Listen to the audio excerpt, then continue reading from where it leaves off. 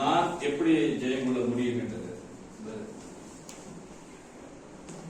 நான் எப்படி ஜெயம் கொள்ள முடியும், how can I overcome என்றுதான் அந்த செய்தியுடைய தலைப்பா இருக்கிறது.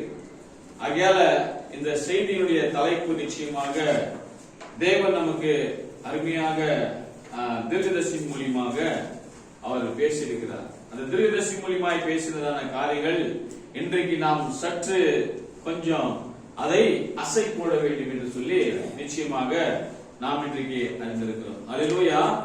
இப்போ நம்ம பார்த்தோம், 2 புஸ்தகங்களிலிருந்து வேத வசனங்களை வாசித்தோம். ஒன்று 2 தீமோத்தேயு 4ஆம் அதிகாரம் 7-8 வசனங்களை வாசித்தோம். அதன் பிறகு நாம் எபேசியர் எழுதினதான நிருபத்துல 1ஆம் அதிகாரத்துல 18 இருந்து 23வது வசனத்தை வரைக்கும் வாசித்தோம். ஏன்னு சொன்னால் அந்த இயேசுவானவர் அவர் சபைக்கு தலையாய் இருக்கிறார். அல்லேலூயா. நாமெல்லாம் அவருடைய சரீரமாய் இருக்கிறோம். நாமெல்லாம் அவருடைய சரீரமாய் இருந்தோமானால் நமக்கு ஒரு தலை இருக்க வேண்டும். அந்த தலைதான் கர்த்தராகிய இயேசு கிறிஸ்து. அல்லேலூயா. ஒரு மனிதனுக்கு ஒரு மிக அவசியமானது எது என்று சொன்னால் அது அவனுடைய தலையாய் இருக்கிறது.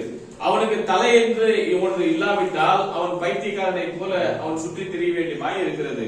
அவனுக்கு தலை என்பது ஒன்று இல்லாவிட்டால் அவன் மனிதனாகவே கருதப்பட மாட்டான். அவனுக்கு தலை என்று ஒன்று இல்லாமல் இருந்தால் அவன் உலகத்துல எதுக்கும் உபயோகப்படாத ஒரு மனிதனாக அவன் காணப்படுகிறவனாய் இருக்கிறான். பாருங்கள். அல்லேலூயா.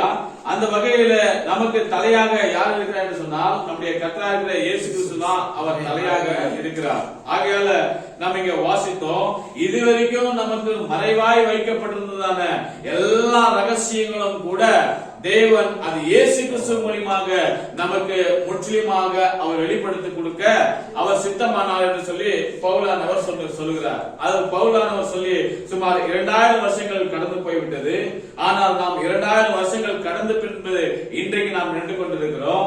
அன்றைக்கு சொன்னதான அந்த பவுலுடைய வார்த்தைகள் அது தீர்க்கதரிசி மூலமா இந்த கடைசி நாட்களுக்கு அவர் முதல் தூதனாய் வந்தார், முதல் தீர்க்கதரிசியாக அவர் வந்தார். ஆனால் இப்பொழுதோ நாம் கடைசி காலத்துல வாழ்ந்து கொண்டிருக்கிறோம். அந்த கடைசி காலம் என்பது எப்பொழுது என்று சொன்னால் 1963வது அந்த வருஷம் பிப்ரவரி 28ஆம் தேதியிலிருந்து அது தொடங்குகிறது. ஏன்னு சொன்னால் அன்றைக்கு தான் அவர் வானத்தின் நடுவுல அவர் இறங்கி வந்து அவருடைய மகிமையை அவர் வெளிப்படுத்தினார். யாருடைய ஊழியத்துல? இந்த கடைசி காலத்துல நமக்காக அனுப்பப்பட்ட ஒரு தீர்க்கதரிசி. அந்த தீர்க்கதரிசியின் மூலமாக தான் நிச்சயமாக தேவன் பேச சித்தம் கொண்டார். இதுவரைக்கும் மறைப்பொருளாக வைக்கப்பட்டிருந்ததான எல்லா காரியங்களையும் கூட அந்த தீர்க்கதரிசி மூலமாக அவர் வெளிப்படுத்த சித்தமானார். அல்லேலூயா. அந்த வெளிப்படுத்த என்று அநேகர் சொல்லுகிறார்கள். என்னத்தை வெளிப்படுத்தினார்கள்? அல்லேலூயா. இன்றைக்கு பாருங்கள், ஞானஸ்நானம் என்பது அநேகருக்கு அது மறைபொருளாக இருக்கிறது. உலகத்துல 99% ஜனங்கள் பிதா குமாரன் பரிசுத்த ஆவியில தான் ஞானஸ்நானம் கொடுக்கிறார்கள். அதுதான் உண்மை என்று சொல்லி கருதி அதன் பின்பதாகவே ஓடிக்கொண்டிருக்கிறார்கள். பாருங்கள், அது ஒரு பட்ட நாமங்கள், அது ஒரு தேவன் சொன்னதான மறைபொருளா இருக்கிறது. தேவனுடைய வார்த்தையை அவர் பேசும் பொழுது எப்பொழுதுமே கூட அவர் வாய் திறந்தால் எப்பொழுதுமே அவர் ஊமைகளாகவே பேசினார். சீடர்கள் கேட்கிறார்கள், ஆண்டவரை எதற்காக நீர் ஊமைகளாகவே பேசுகிறீர் என்று சொல்லி.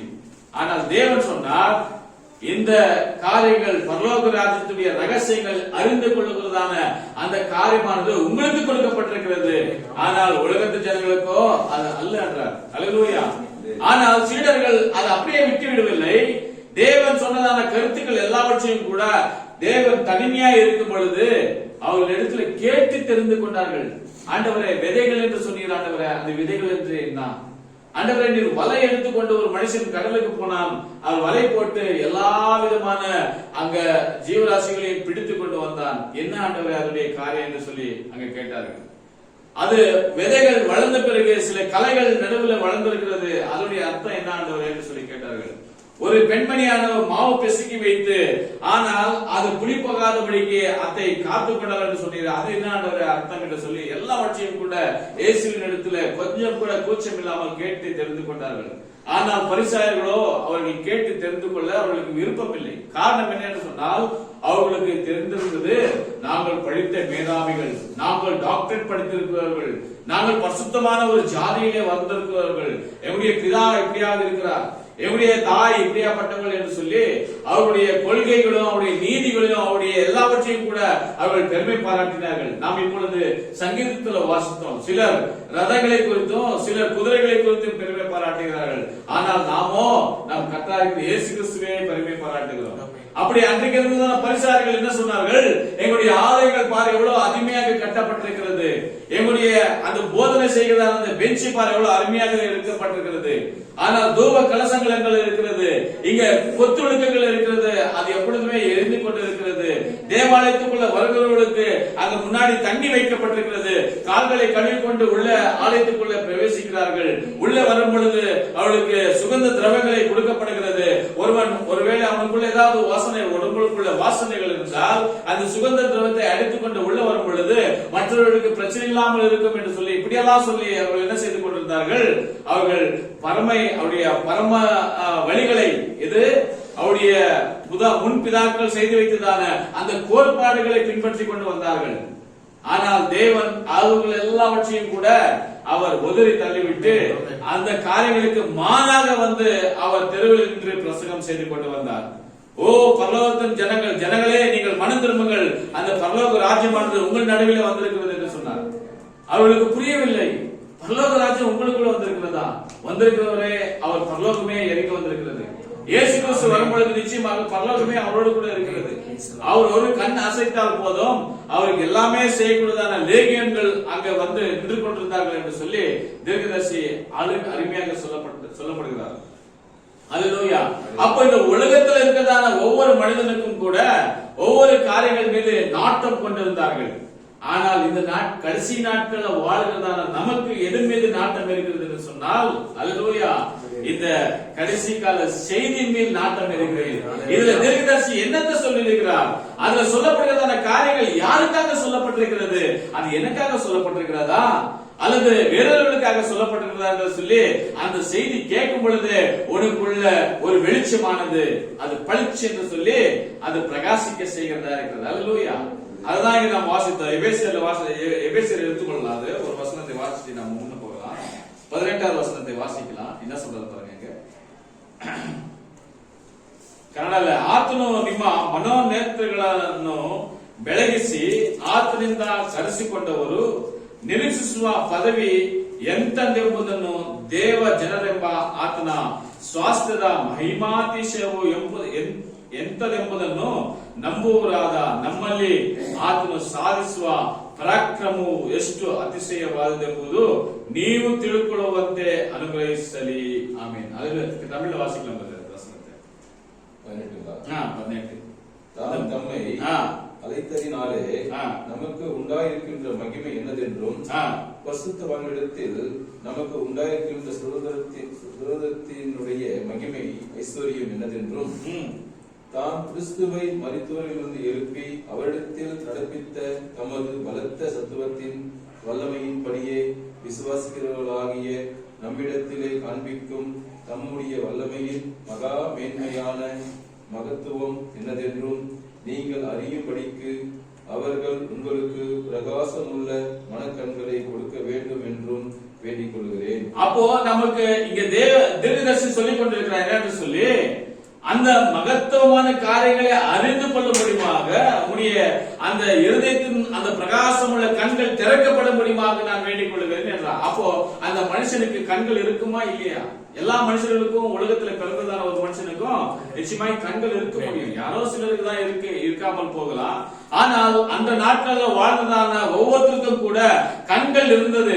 நீங்க தீர்க்கதரிசி சொல்லிக் கொண்டிருக்கிறார், உங்கள் கண்கள் திறக்கப்பட வேண்டும் என்று சொல்லி. எந்த கண்களை பற்றி பேசிக் கொண்டிருக்கிறார்? அவர் ஆவிக்குரிய கண்களை பற்றி பேசிக் கொண்டிருக்கிறார். அல்லேலூயா. ஆவிக்குரிய செவிகளை பற்றி பேசிக் கொண்டிருக்கிறார். அந்த ஆவிக்குரிய அந்த ஆத்மா குறித்து தான் அங்க தீர்க்கதரிசியானவர் பேசிக் கொண்டிருக்கிறார். இன்றைக்கு நமக்கு ஆவிக்குரிய ஆகாரத்துக்காக தான் நாம் ஒவ்வொரு வாரமும் கூட ஆலயத்துக்கு வருகிறோம். அல்லேலூயா. ஸ்தாபனங்கள் அப்படி இல்லை சகோதரனே, நீ ஆசீர்வதிக்கப்படுகிறாய், நீ நிச்சயமாக கார் வாங்குவாய், பங்களா வாங்குவாய், உன்னுடைய பிள்ளைகள் வெளிநாட்டுக்கு வேலைக்கு போவார்கள், படிப்பார்கள், இப்படியெல்லாம் நீங்கள் சொகுசாய் வாழ்வீர்கள் என்று சொல்லி அப்படிதான் ஸ்தாபனங்கள் சொல்வார்கள். ஆனால் அவருடைய ஆவியை குறித்து ஒருபொழுது அவர்களுக்கு கரசனை இல்லவே இல்லை. அவர்கள் கொடுத்தால் போதும் நாங்கள் வாங்கிக் கொள்ளுகிறோம். ஆனால் அவர்கள் எப்படி போனாலும் கூட இந்த ஊழியக்காரர்களுக்கோ அந்த ஸ்தாபனத்துடைய காரியங்கள் நபர்களுக்கோ ஒருவருக்கும் கூட கவலை இல்லவே இல்லை. ஆனால் இங்க வேதமானது சொல்லிக் கொண்டிருக்கிறது, ஆனால் தேவன் உங்களுடைய ஆவிக்குரிய அந்த ஆத்மா மேல அவர் கரசனை உள்ளவராக இருக்கிறார். ஏன் சொன்னால் அந்த ஆவிக்குரிய ஆத்மா கொடுத்தவர் கர்த்தராகிய இயேசு கிறிஸ்துவாக இருக்கிறார். அல்லேலூயா. அந்த ஆத்மாக்காக தான் அவர் கல்வாரியில் வந்து அவர் அடிக்கப்பட்டவராக இருக்கிறார். இன்றைக்கும் கூட நமக்கு பிரச்சனைகள், பல பிரச்சனைகள் இருக்கிறது. எப்படி சரீரத்தில் பல பிரச்சனைகள் இருக்கிறது. உட்கார்ந்தால் எழுந்து கொள்ள முடியவில்லை, எழுந்து கொண்டால் உட்கார முடியவில்லை, ஓடினால் ஒரு கஷ்டமாகிறது, வேர்வை வருகிறது, கண்ணீர் சிந்துகிறோம், ஏதாவது நம்மளுக்கு அடிபடுகிறது, இதெல்லாம் பிரச்சனைகள் ஆகிறது. எதற்காக? சில இந்த உலகத்தில் இருக்கும் பொழுது இது எல்லாமே சகஜம் என்பது ஒரு மனிதனுக்கு எல்லாமே ஒரு நிதர்சனமாய் நடக்கிறதான காரியங்களா இருக்கிறது. ஆனால் அதை குறித்து நாம் சோர்ந்து போக வேண்டியமான அவசியம் இல்லை. அல்லேலூயா. இந்த சரீரமானது ஒன்றத்துக்கும் உதவாதா இருக்கிறது. இது மண்ணிலிருந்து கடந்து வந்தது, மீண்டுமாக மண்ணுக்கே கடந்து போகிறது. ஆனால் ஆவியோ அது தேவனிடத்துல கடந்து போகிறதா இருக்கிறது. அல்லேலூயா. பிரசங்கி எடுத்துக்கொள்ளலாம். பிரசங்கியில அங்க 12வது அதிகாரத்தில் ஒரு வசனமானது சொல்லப்படுகிறது. அங்க எவ்வளவு அருமையா சொல்லப்படுகிறது.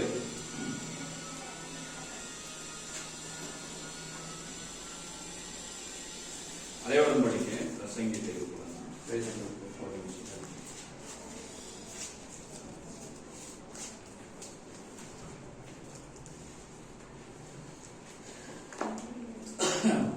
ஏழாவது 12வது அதிகாரம் 7வது வசனம். பிரசங்கி 7:33 அனைவரும் படிக்க.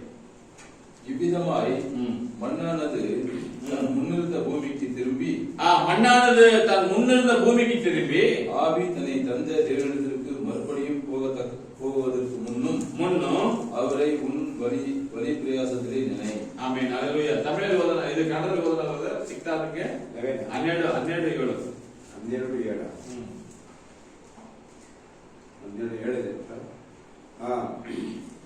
ಮಣ್ಣು ಭೂಮಿಗೆ ಸೇರಿ ಇದ್ದ ಹಾಗಾಗುವುದು. ಮಣ್ಣು ಭೂಮಿಗೆ ಸೇರಿ ಇದ್ದ ಹಾಗಾಗುವುದು. ಆತ್ಮವು ತನ್ನನ್ನು ದಯಪಾಲಿಸಿದ ದೇವರ ಬಳಿಗೆ ಸೇರುವುದು. ಇಷ್ಟರೊಳಗಾಗಿ ನಿನ್ನ ಸೃಷ್ಟಿಕರ್ತನನ್ನು ಸ್ಮರಿಸದಿರಬೇಡ. ವ್ಯರ್ಥವೇ ವ್ಯರ್ಥ, ಸಮಸ್ತವೂ ವ್ಯರ್ಥ ಎಂದು பிரசங்கியு ಹೇಳುತ್ತಾನೆ. ஆமென். அல்லேலூயா. அப்போ தேவனிಗೆ என்ன சொல்லிக் கொண்டிருக்கிறார்? ஆனால் தேவன் அவருடைய ஆத்மாக்காக தான் அவர் எப்பொழுதுமே அவர் கர்சனை உள்ளவராக இருக்கிறார். அல்லேலூயா.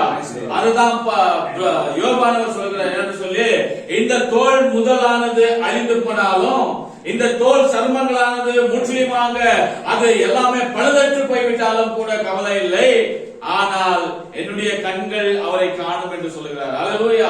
இந்த சரீரமானது இல்லாமல் போனாலும் பரவாயில்லை, இந்த சரீரத்தில் இருக்கிற அவயவங்கள் எல்லாமே போனாலும் பரவாயில்லை, ஆனால் என்னுடைய கண்கள் அந்த ரட்சகரை, என் மீட்பரை அது காணும் என்று சொன்ன அந்த உறுதியான வார்த்தைகள் யோபானவர் சொல்லுகிறார். அல்லேலூயா. புதிய ஏற்பாட்டிலே லாசரு என்றுதான் ஒரு பிச்சைக்காரன் இருந்தான். அவர் உடம்பெல்லாம் புண்கள் நிறைந்தவனாய் இருந்தான். அவனுடைய சரீரத்திலிருந்து சீலானது, ரத்தமானது ஒளிவிக் கொண்டிருந்தது, நாய்கள் வந்து அதை நக்கிக் கொண்டிருந்தது. ஆனாலும் கூட அந்த லாசருவானவர் கவலைப்படவில்லை. ஒரு நாள் நிச்சயமாக நான் ஆபிரகாமுடைய மடியிலே போவேன் என்றான். அந்த விசுவாசமானது அந்த லாசருக்கு இருந்தபடியாக அவர் உறுதியாக சொல்லுகிறார், ஓ இந்த சரீரமானது அழிந்து போனாலும் பரவாயில்லை, நான் என் தேவனை நோக்கி போகுவேன். அல்லேலூயா. இந்த சரீரமானது ஒன்றத்துக்குமே உதவாதுங்க. அது மண்ணிலிருந்து எடுக்கப்பட்டது, மீண்டும் மண்ணுக்கே திருப்பி போகிறது. ஆனால் முக்கியமானது ஆத்மாவானது. அந்த ஆத்மா என்ன செய்து கொண்டிருக்கிறது? இந்த ஆத்மா தேவனை நினைத்துக் கொண்டிருக்கிறதா? இந்த ஆத்மாவானது தேவனை பின்பற்றிக் கொண்டிருக்கிறதா? இந்த ஆத்மா தேவனுடைய சத்தத்தை கேட்டுக் கொண்டிருக்கிறதா என்று சொல்லி நாம் ஒவ்வொரு நாளும் நம்மை நாமே நிதானித்துக் கொள்ள வேண்டியதாக இருக்கிறது. நிதானம் என்று சொன்னால் ஜெபிக்கிற காரியங்களாய் காணப்படுகிறது. அல்லேலூயா. நிதானம் என்று சொன்னால் நிச்சயமாக தேவனுடைய சமூகத்தில் அமர்ந்து அந்த தேவனை தேடுகிறது, ஜெபிப்பது, வேண்டிக் கொள்வது, விண்ணப்பம் செய்வது, அதுக்கு தான் சொல்லுகிறது அது பொறுமையாக காத்திருக்க கடவுள். அப்போ தேவன் இங்க என்னத்தை சொல்லிக் கொண்டிருக்கிறார்? நான் ஜெயம் பெற்றேன், நிச்சயமாக அந்த ஜெயம் பெற்றது போல நீங்களும் கூட என்ன செய்ய வேண்டியமா இருக்கிறது? அந்த ஜெயத்தை வாங்கிக் கொள்ள வேண்டியமா இருக்கிறது. அந்த ஜெயத்தை பெற்றுக் கொள்வதற்காக நீங்கள் என்ன செய்ய வேண்டும் என்று சொன்னால், பொறுமையாக அமர்ந்திருந்து அந்த தேவனை நாம் பின்பற்ற வேண்டியமாய் காணப்படுகிறது. அதற்கு வசனமானது ஒரு தீர்க்கதரிசி, நம்முடைய தீர்க்கதரிசி சொல்லுகிறார் 69வது பக்கத்துல 69. நாம் அந்த ஜெயத்தை எப்படியாக பெற்றுக்கொள்ள முடியும்? அதுதான் இங்க தீர்க்கதரிசியானவர் சொல்லிக் கொண்டிருக்கிறார். 69:16. சகோதரர் பிரணாமே, நான் அதற்குள் இருக்கிறேன் என்று எப்படி அறிந்து கொள்வது? நான் அதற்குள் இருக்கிறேன் என்று சொல்லி எப்படி அறிந்து கொள்வது? நீ எப்படிப்பட்ட வாழ்க்கையை வாழ்கிறாய் என்பதை, நீ எப்படிப்பட்ட வாழ்க்கை வாழ்கிறாய் என்பதை நீ சுற்றிலும் பார். நீ சுற்றிலும் பார். நீ எந்த முயற்சியும் இன்றி எந்த முயற்சியும் அந்த வாழ்க்கையை வாழ்கிறாயா? தானாகவே அந்த வாழ்க்கையை வாழ்கிறாயா என்று பார். இல்லாவிட்டால் நீ கடினமாக முயற்சி செய்து அந்த வாழ்க்கையை வாழ வேண்டியதா உள்ளதா? ஆதலால் அப்படி செய்ய முயலாதே. அப்படி செய்ய முயலாதே.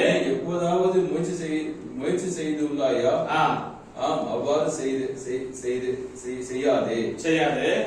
அது குழந்தை கையை அரை கை சட்டை கைக்குள் நுழைப்பது போன்றது. நீங்கள் பாருங்கள், அது எழுந்து கீழே விழுந்து புரண்டு எல்லாம் செய்யும் பாருங்கள். ஆனால் அந்த குழந்தையால் தானாகவே கையை கை சட்டைக்குள் போட முடியாது. தானோ உன் சட்டையை போட்டுக்கொள் என்று சொல்வீரானால், தேனே உன் சட்டையை நீ போட்டுக்கொள் என்று சொல்வீரானால், அதனால் அதை செய்ய முடியாது. அது சிறிய கை மேலே தூக்கும், கீழே போடும். அதன் கை எல்லா இடங்களிலும் இருக்கும். அதற்கு ஆடாத உங்களுடைய கரம் தேவைப்படுகிறது. ஓ, என் கையை பிதாவிடம் சமர்ப்பித்து, கர்த்தராக இயேசுவே, என்னால் அதற்கு கை நுழைக்க முடியவில்லை, நீர் எனக்கு உதவி செய்யும், என் சட்டையை எனக்கு அணிவியும் என்று கூறுவதற்கு நான் எவ்வளவு மகிழ்ச்சி அடைகிறேன், எவ்வளவு மகிழ்ச்சி அடைகிறேன். நான் செய்வதை விட்டு விடுகிறேன், அவரோ அதை செய்யட்டும். புரிகிறதா? அந்த குழந்தை தொடர்ந்து முயற்சி செய்து கொண்டே இருந்தது. ஓ, என்னால் அதை செய்ய முடியும் என்று கூறுமானால் அது எல்லா இடங்களுக்கும் நகர்ந்து செல்லும்.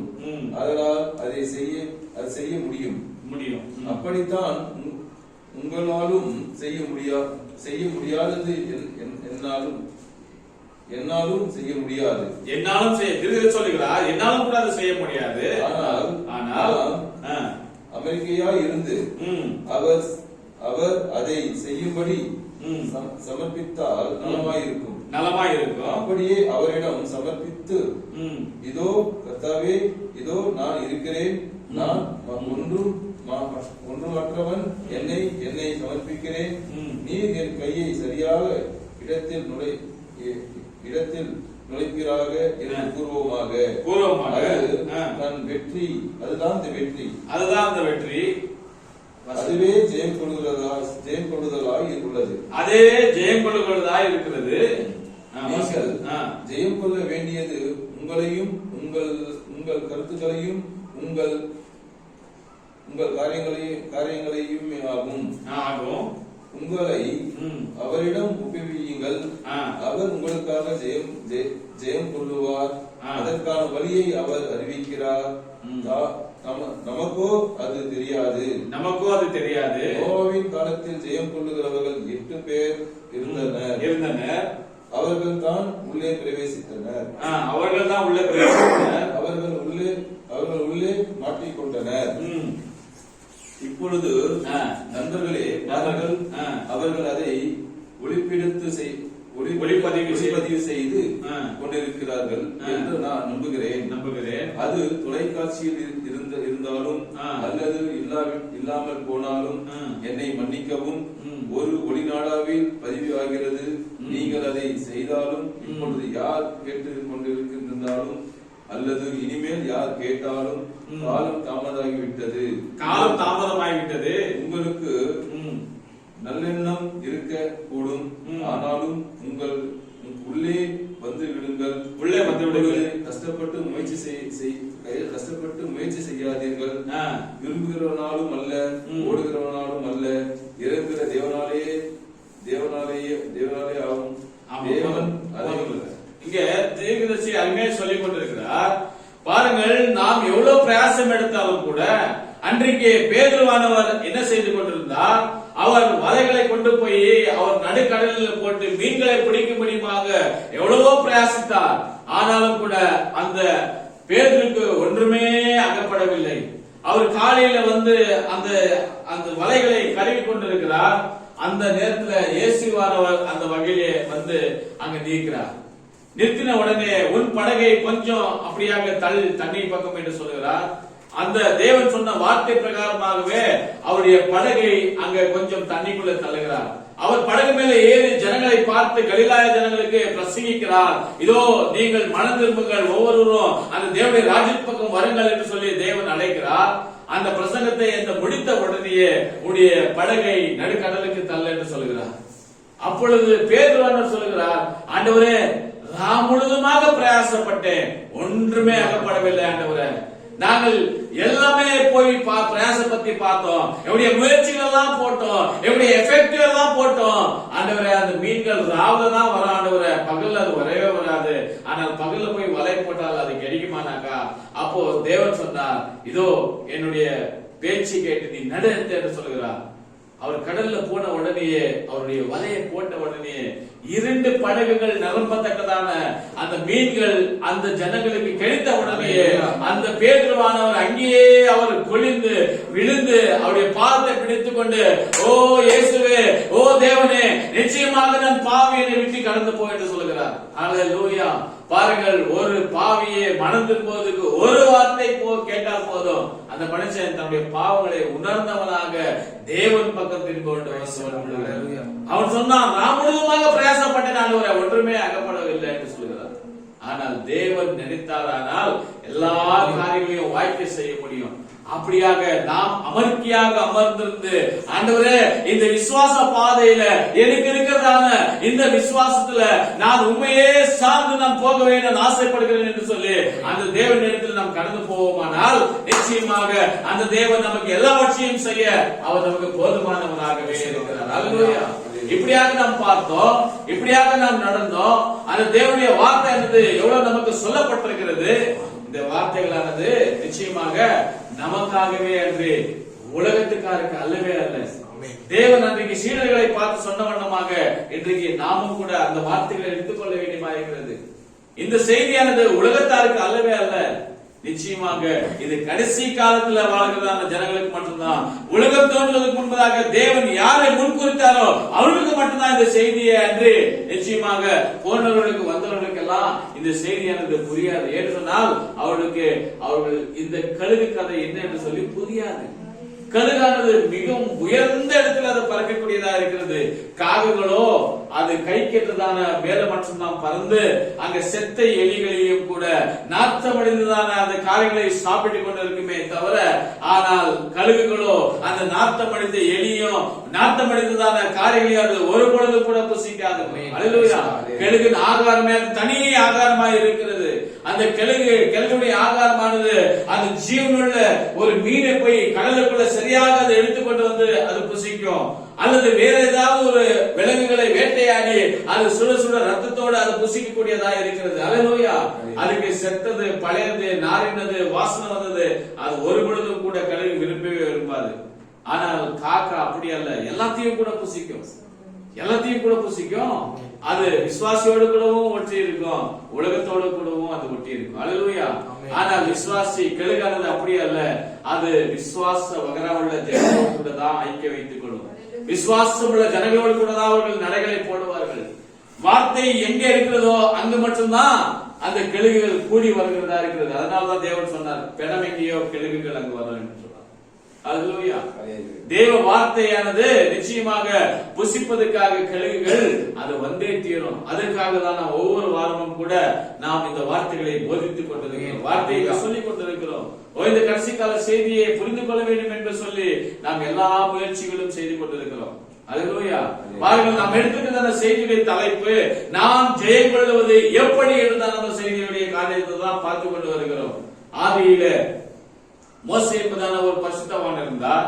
அந்த மோசேயானவர் ஒரு தீர்க்கதரிசியா இருந்தார். அவர் மோசேயானவர் தேவனை சந்திக்குவதற்கு முன்பதாக அவர் ஒரு நாட்டுக்கு தலைவர் ஆக போகிறவராக இருந்தார். அந்த ஆக போகிறவரான அந்த தலைவர் அவர் என்ன செய்தார்? ஒரு மனிதனை கொன்றுவிட்டு அந்த ராஜ்யம் வேண்டாம், அந்த நாடும் எனக்கு வேண்டாம், ஒன்றுமே வேண்டாம் என்று சொல்லி, அரமனை வேண்டாம், ஒன்றுமே வேண்டாம் சொல்லி அவர் வனாந்தரத்துக்கு கடந்து போய் 40 வருஷங்கள் ஆகிவிட்டது. 40வது வருஷத்துல ஒரு கொலை செய்தார். அவர் வனாந்தரத்துக்கு கடந்து போய் 40 வருஷம் ஆகிவிட்டது. 80 வருஷமானது. 80 வருஷமான பொழுது ஓரேபிலே தேவன் சந்திக்கிறார். எங்க?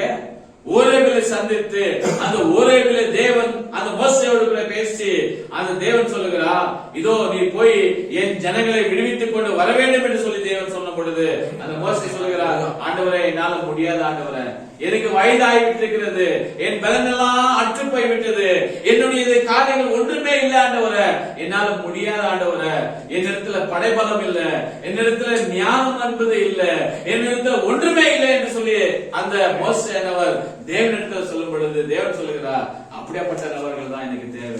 ஒருவேளை கற்ற ஞானியா இருந்தானால் அது அப்படி ஆகாது என்று சொல்லி தேவனுக்கே ஆலோசனை கொடுத்திருக்க கூடும். எது? தேவனுக்கே ஆலோசனை கொடுத்திருக்க கூடும்.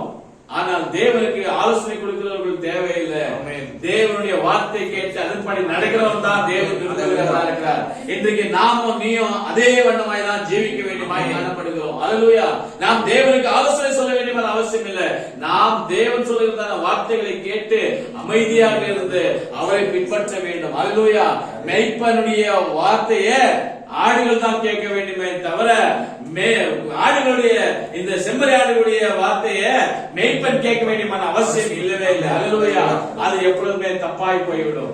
ஆகையால தேவன் சொல்லுகிறார், மோசே இப்பதான் நீ எனக்கு பொருத்தமானவனாய் இருக்கிறாய், மோசே இப்பதான் நீ எனக்கு பொருத்தமானவனாய் இருக்கிறாய், உன் பலனெல்லாம் அற்று போய் விட்டது, உன்னுடைய அழகெல்லாம் அற்று போய் விட்டது, உன்னுடைய ஞானம் எல்லாம் மறந்து போய் விட்டது, உன்னுடைய முதுகு கூண் விழுந்திருக்கிறது, இப்பதான் நீ எனக்கு தேவையா இருக்கிறாய், இப்பதான் நீ என்னுடைய வார்த்தைக்கு கட்டுப்படுவாய், இப்பதான் நான் சொன்னபடியாக நீ நடந்து கொள்வாய் என்று சொல்லி தேவன் என்ன செய்கிறார்? அந்த மோசையை அழைக்கிறார். மோசையை அழைத்து, ஆண்டவரே நான் எப்படி போவேன், என்னிடத்துல ஒன்றுமே இல்லையே, உன் கையில் இருப்பது என்ன? ஒரு கோல். அந்த கோலை எடுத்துக்கொண்டு அவர் தைரியமாக அந்த பார்வோன் இடத்துல போகிறார். அந்த பார்வோன் இடத்துல பெரிய பெரிய ரதங்கள் இருக்கிறது, பெரிய பெரிய யுத்த வீரர்கள் இருக்கிறார்கள், யுத்தம் செய்கிறதான நல்ல தெளிவான ஆளுகள் இருக்கிறார்கள், ஞானவான்கள் இருக்கிறார்கள். ஆனால் இந்த மோசே இடத்துல ஒன்றுமே இல்லை, கையில ஒரு கோல் மட்டும்தான். அல்லேலூயா. உன்னை யார் அனுப்பினது என்று சொன்னால் நான் இருக்கிறவராகவே இருக்கிறேன் என்று சொல்லி சொன்னார். அல்லேலூயா. அந்த ஒரு வார்த்தையானது மோசேக்கு போதுமானதாக இருந்தது. அல்லேலூயா. இன்றைக்கு நமக்கும் கூட அந்த ஒரு வார்த்தையானது, இதோ ஓ சிரமந்தையே நீ பயப்படாதே, உனக்கு நான் ராஜ்யங்களை கொடுக்க வல்லவராக இருக்கிறேன், அந்த ஒரு வார்த்தை நமக்கு போதுமானதாக இருக்கிறது. அல்லேலூயா. அன்றைக்கு தேவன் மோசேக்கு சொன்னார், நான் இருக்கிறவராகவே இருக்கிறேன் என்று சொன்னார். ஆனால் இன்றைக்கு சபைக்கு பார்த்து தேவன் சொல்லுகிறார், இதோ சபையே உனக்கு உன் தகப்பன், அல்லேலூயா, உன் பிதா ராஜ்யங்களை கொடுக்க அவர் வல்லவராக இருக்கிறார். அல்லேலூயா. அந்த வல்லவரான தேவன் இது எல்லாவற்றையும் செய்து முடித்தார். மோசே ஒவ்வொரு நாளும் கூட அந்த தேவனுடைய செய்தியை கேட்டு கேட்டு கேட்டு கேட்டு வார்த்தை மட்டும்தான் கேட்கிறார், எது சத்தத்தை மட்டும்தான் கேட்கிறார் மோசே. ஆனால் ஒரு பொழுதும் கூட அந்த தேவனுடைய முகத்தை காணவில்லை. அந்த மோசே ஒரு நாள் சொல்லுகிறார், ஆண்டவரே இத்தனை நாட்களாக நான் உன்னுடைய வார்த்தை மட்டும்தான் கேட்கிறேன், உன்னுடைய முகத்தை நான் பார்க்க எனக்கு கொஞ்சம் உதவி செய்ய ஆண்டவரே. அல்லேலூயா. உன்னுடைய முகத்தை பார்க்க எனக்கு கொஞ்சம் உதவி செய்ய ஆண்டவரே. தேவன் சொல்றார், என்னுடைய முகத்தை பார்த்து ஒருவனாகிற உயிரோடு இருக்கிறது உண்டோ என்று சொல்லி கேட்கிறார். ஆண்டவரே வாய்ப்பில்லை ஆண்டவரே, ஆனாலும் கூட ஆண்டவரே நான் என்னுடைய விருப்பம் ஆண்டவரே, என்னுடைய விருப்பம், இத்தனை நாட்களாக நான் உங்களோடு கூட நடை போட்டுக் கொண்டிருக்கிறேன், நீ சொன்ன வார்த்தைகள் எல்லாம் செய்து கொண்டிருக்கிறேன், எனக்கு ரொம்ப விருப்பமா இருக்கிறது, எனக்கு ரொம்ப வாசையா இருக்கிறது, உண்மை இப்படியாக ஒரு முறை பார்த்து விட வேண்டும். அங்க ஜனங்கள் எல்லாம் சொல்லுகிறார்கள் 40 நாள் நீ போய் அங்க சீனாயில உட்கார்ந்து கொண்டு என்ன மோசே ஒரே ஜாலியா உனக்கு கேட்கிறாங்க. ஆனா அந்த தேவனுடைய சத்தத்தை மட்டும் தான் கேட்டேன், அவருடைய முகத்தை காணவில்லை என்று சொல்லுகிறார். அல்லேலூயா. எடுத்துக்கொண்டு வாசிக்கலாம். யாத்திராகமம் 33வது அதிகாரம். யாத்திரை காண்ட விமோசன காண்ட எக்ஸோடஸ் 33 chapter.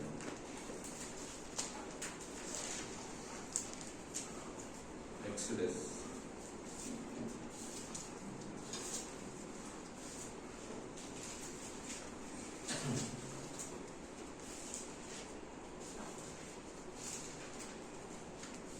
Page number 102.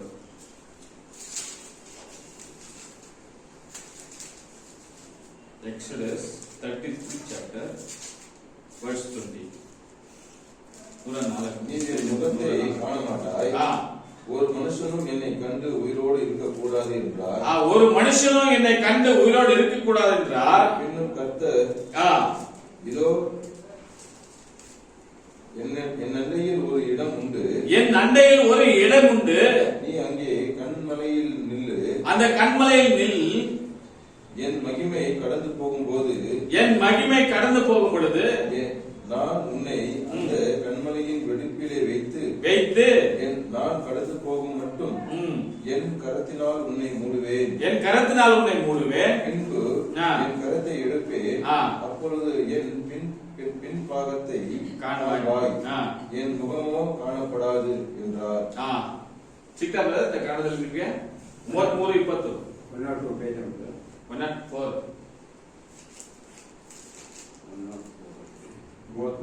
20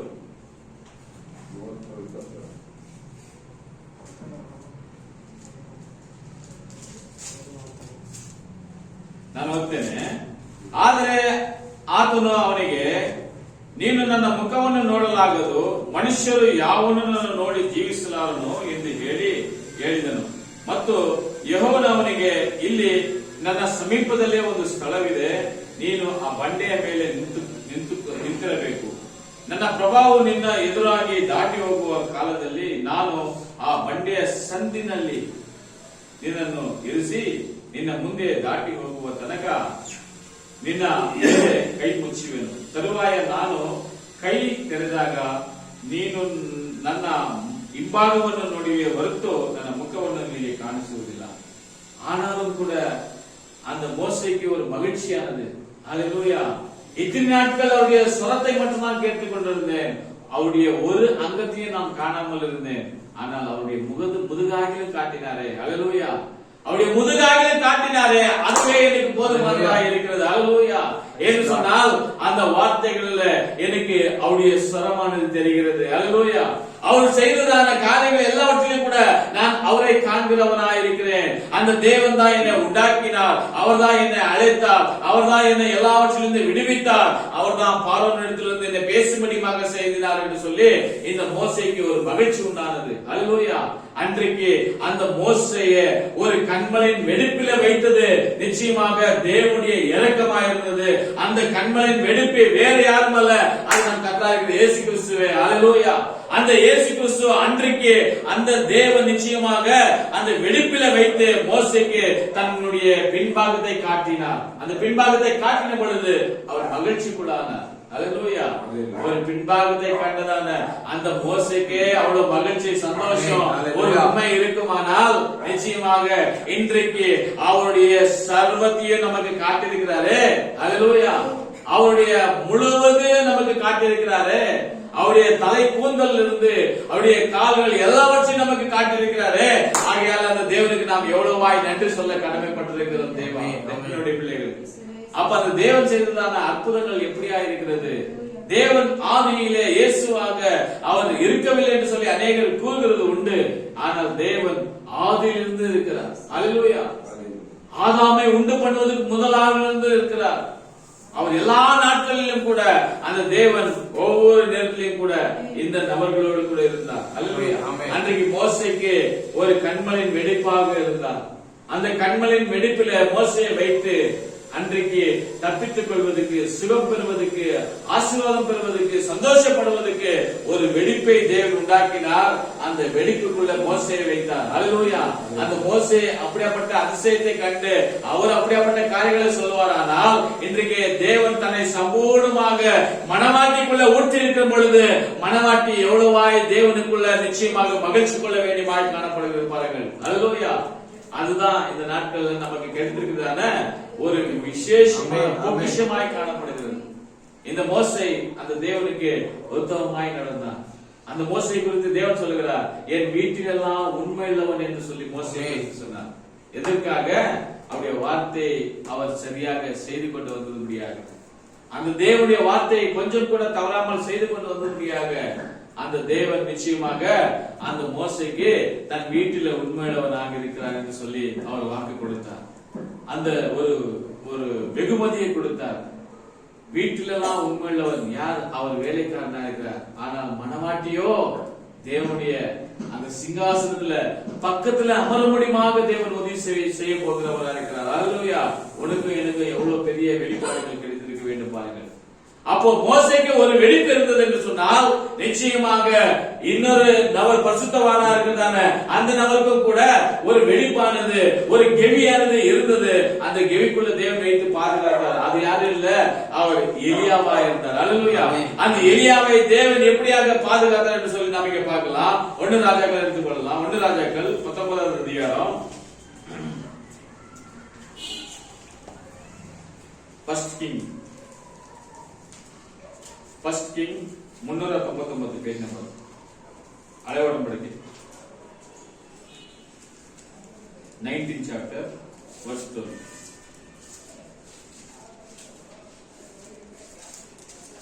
ஒன்னு ராஜாக்கள் 19வது அதிகாரம் 399 பேஜ் நம்பர் 19. ಭೂಕಂಪವಾದ ನಂತರ ಸಿಡಿಲು ಉಂಟಾಯಿತು. ಅದರಲ್ಲಿಯೂ ಯೆಹೋವನಿರಲಿಲ್ಲ. ಕಡೆಗೆ ಮಂದ ಮಾರುತ ಶಬ್ದ. ಅದನ್ನು ಕೇಳಿದ ಕೂಡಲೇ ಎಲಿಯನು ತನ್ನ ಕಂಬಳಿಯಿಂದ ಮರೆಯನ್ನು ಮುಚ್ಚಿಕೊಂಡು ಹೋಗಿ ಗವಿಯ ದ್ವಾರದಲ್ಲಿ ನಿಂತನು. ಆಗ ಎಲಿಯನೇ, ನೀನು ಇಲ್ಲೇನು ಮಾಡುತ್ತೀ? ಸಾಕು, ಇಲ್ಲಿ ಗವಿಯ ದ್ವಾರದಲ್ಲಿ ಹೋಗಿ ನಿಂತನು ಅಂತೇಳಿ ಇಲ್ಲಿ ವಾಕ್ಯ ತಮಿಳ வாசிக்கலாம். வசனத்தை பூமி அதிர்ச்சிக்கு பின் அக்னி உண்டாயிற்று. அக்னியினாலும் கர்த்தர் இருக்கவில்லை. அந்த அக்னியிலும் கர்த்தர் இருக்கவில்லை. அக்னிக்கு பின்பு அமர்ந்த மேய்ச்சல் சத்தம் உண்டாயிற்று. அமர்ந்த மேய்ச்சல் சத்தம் உண்டாயிற்று. அதை எலியா கேட்டபோது தன் சால்வையினால் தன் முகத்தை மூடிக்கொண்டு வெளியே வந்து கெபியின் வாசலில் நின்றார். அந்த கெபியின் வாசலில் நின்றார். அப்பொழுது ஏதோ எலியாவே, இங்கே உனக்கு என்ன காரியம் என்கின்ற சத்தம், எலியாவே உனக்கு இங்கே என்ன காரியம் என்று சொன்னார். சத்தம் உண்டாயிற்று. அதற்கு அவன், சேனைகளின் தேவனாகிய கர்த்தருக்காக வெகு பக்தி வைராக்கியமாய் இருந்தேன். இஸ்ரவேலில் புத்திரர் உமது உடன்படிக்கையை தள்ளிவிட்டார்கள். உம்முடைய பலிகளையும் இடித்து உம்முடைய தீர்க்கதரிசிகளை பட்டாயத்தினால் கொன்று போட்டார்கள். நான் ஒருவன் மாத்திரம் மீதியா இருக்கிறேன். ஆமென். போதும் பிரதர். இங்க என்ன சொல்லிக் கொண்டிருக்கிறார் எலியா மகத்தான காரியங்களை செய்தார். அவர் ராஜாக்கு முகதாட்சியை பார்க்காதபடிக்கு இந்த ராஜாக்கு முகத்துக்கு நேராய் போய், ஓ இஸ்ரவேலை பாழாக்கினவர் நீர் என்று சொல்லுகிறார். அந்த ஆஹாபு வந்து ராஜா அந்த எலியாவை பார்த்து சொல்லுகிறார், இஸ்ரவேலை கலங்கடித்தவர் நீர் அல்லவா என்று சொல்லும் பொழுது அதுக்கு எலியா மாறாக அந்த ராஜாவை பார்த்து சொல்லுகிறார், இஸ்ரவேலை கலங்கடித்தவன் நான் அல்ல, நீயும் உன்னுடைய மனைவியோட சொந்தக்காரதான் அதை கலங்கடித்தீர்கள். எதன் நிமித்தமாக அங்க தேவனுடைய பலிபீடங்களை கொன்று இடித்துக் கொண்டீர்கள், தீர்க்கதரிசிகளை பட்டயத்தினால வெட்டி போட்டீர்கள், பாகாலுக்கு தூபம் இடுவது எல்லாத்தையும் கூட நீங்கள் செய்தீர்கள். இது எல்லாவற்றையும் செய்துவிட்டு தேவனுக்கு அருவருப்பு உண்டாக்கிவிட்டு இப்பொழுது இஸ்ரவேலை கலங்கடித்தவன் என்று சொல்லுகிறாயே, உனக்கு வெட்கமில்லை என்று சொல்லி அந்த ராஜாவை பார்த்து இந்த எலியா சொல்லுகிறார். என்று சொன்னால் அவர் பரிசுத்த ஆவியை பெற்றிருந்தார்.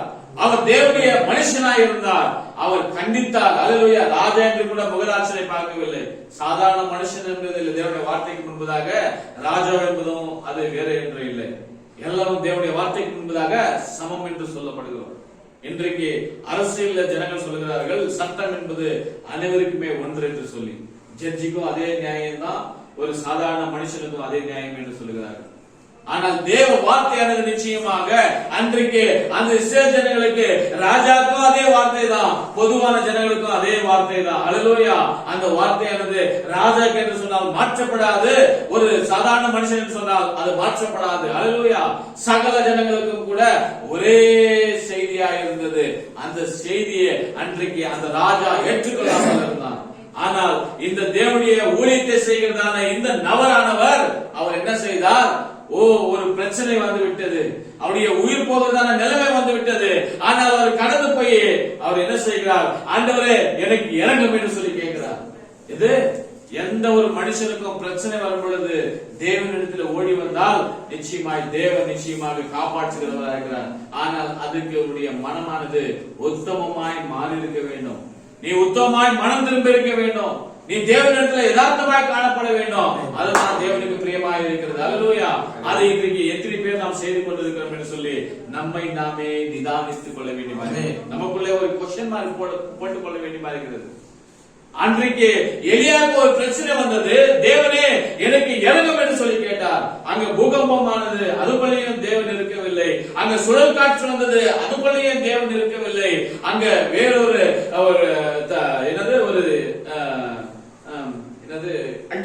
அக்னி வந்தது, அக்னியிலும் கூட தேவன் இருக்கவில்லை.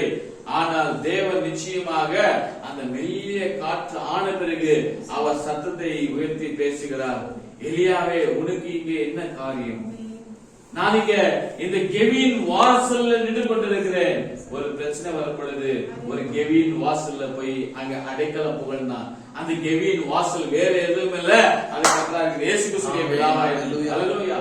அன்றைக்கு மோசேக்கு ஒரு விழா காத்திருந்தது.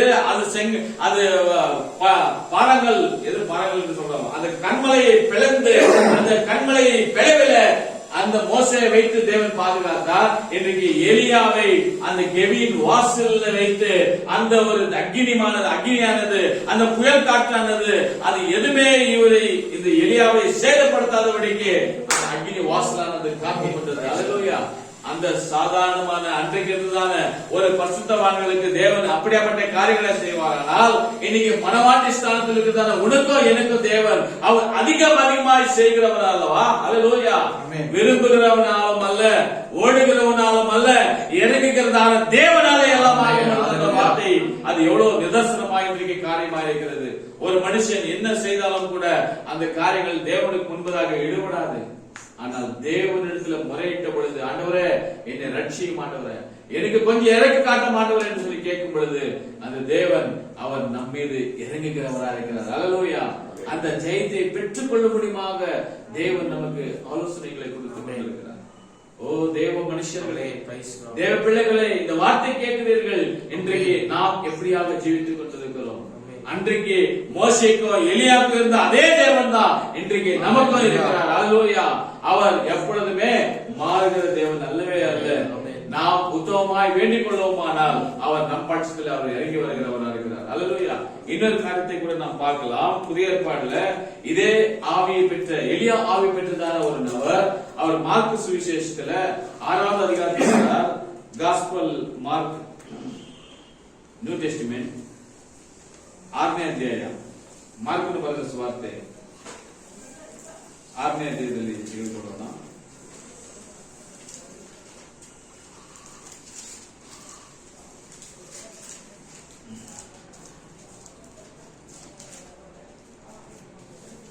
ಆರನೇ ಅಧ್ಯಾಯ 21, 6வது அதிகாரம் 21வது வசனம், 47.